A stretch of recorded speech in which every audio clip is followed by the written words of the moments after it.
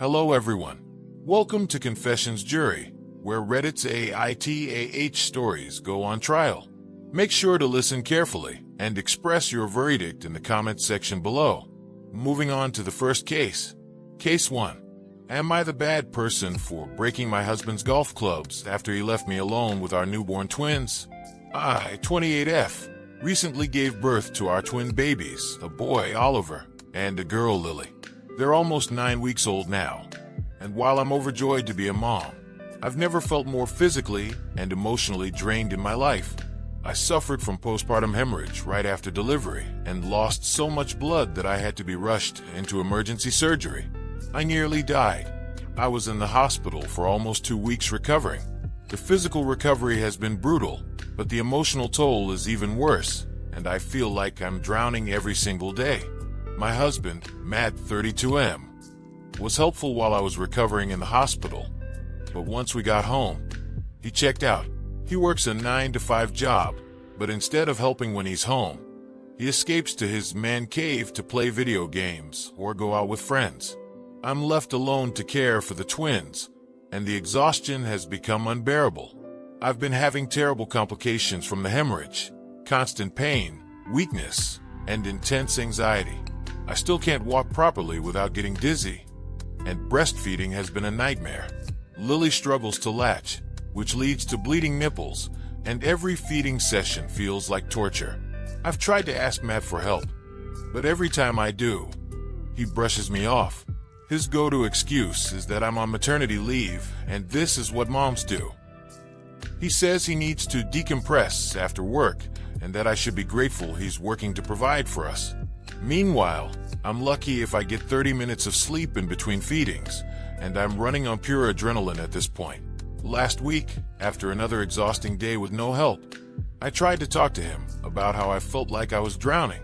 His response, he asked when we were going to start having sex again. He said, "It's been 2 months, and I'm getting frustrated." I was speechless. My body hasn't even fully healed from the traumatic birth, and he was acting like I was depriving him. When I tried to explain how much pain I was still in, both physically and emotionally, he rolled his eyes and said, "Other women bounce back after having babies. It's not that hard. You've got to stop using it as an excuse." I felt so ashamed in that moment, like I wasn't good enough, wasn't recovering fast enough, wasn't being enough for him. It's not like I didn't want to be intimate with him again. I missed the closeness we used to have, but I was still bleeding occasionally, and I could barely walk without wincing. My whole body felt like it was failing me, and instead of being patient or supportive, Matt acted like I was deliberately withholding sex from him. He even tried to initiate once when I was barely 5 weeks postpartum, and I had to practically beg him to stop because it was too painful. He got frustrated, said, "Come on, it's been long enough," and huffed off like a teenager.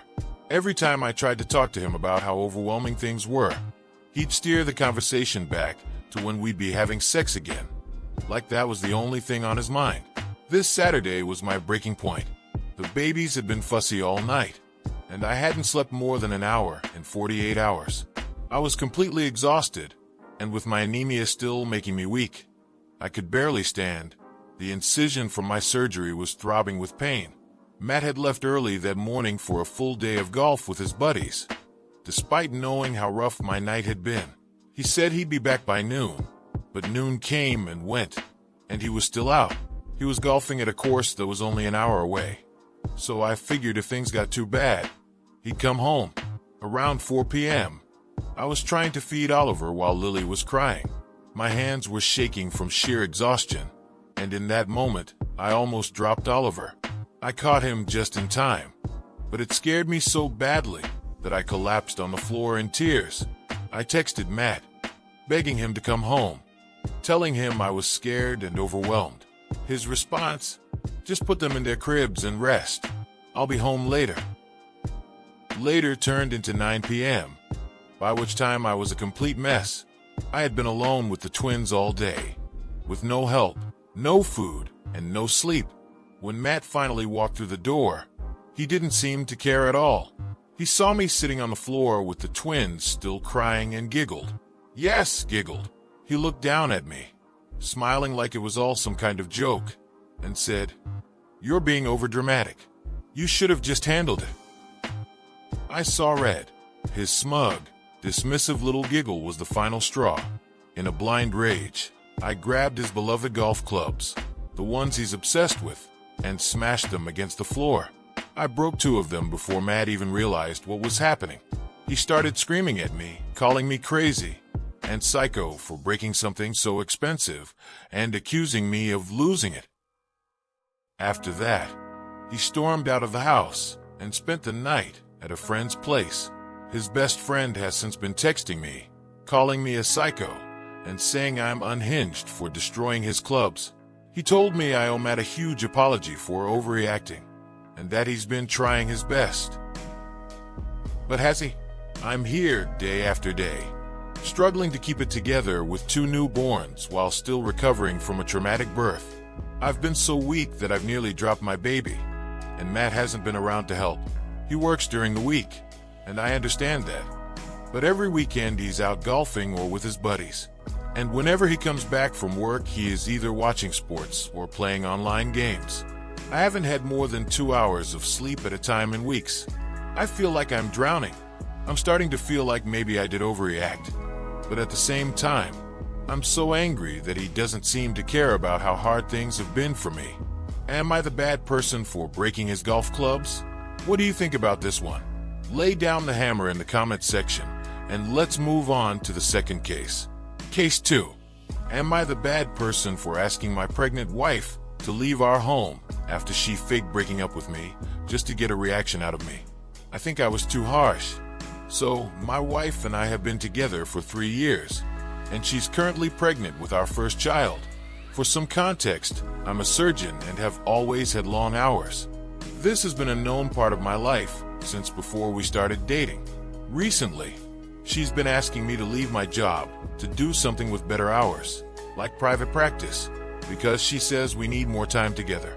While I totally understand her perspective, being a surgeon is what I've worked my entire life for, and my long hours are just part of that. I can't just flip a switch and move into clinic work. It's not that simple, and it's not what I trained for. Anyway, the other day, out of the blue, she says she doesn't want to be in this marriage anymore because of the issues we've been having. Mainly, she wants more of my time, which, as I said, isn't possible given my career. When she told me she wanted out, I just said, okay.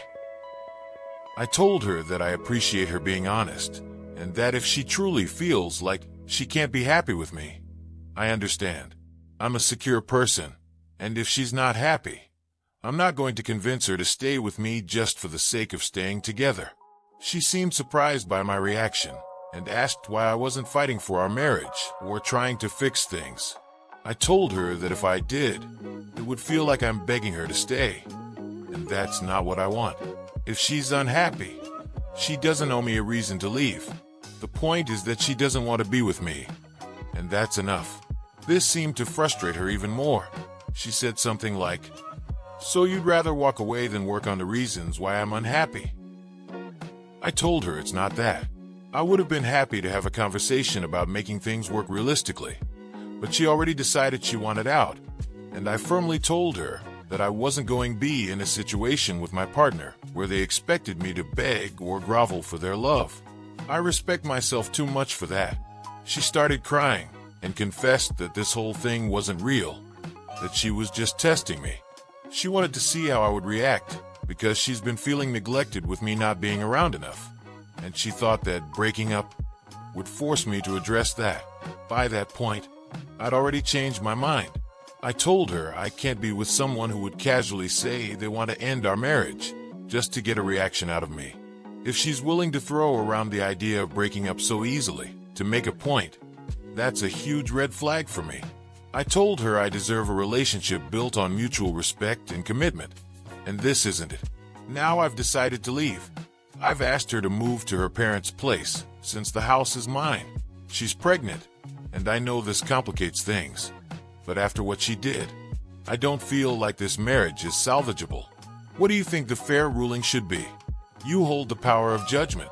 State your ruling in the comments section below. Thank you for watching. We hope you enjoyed this video.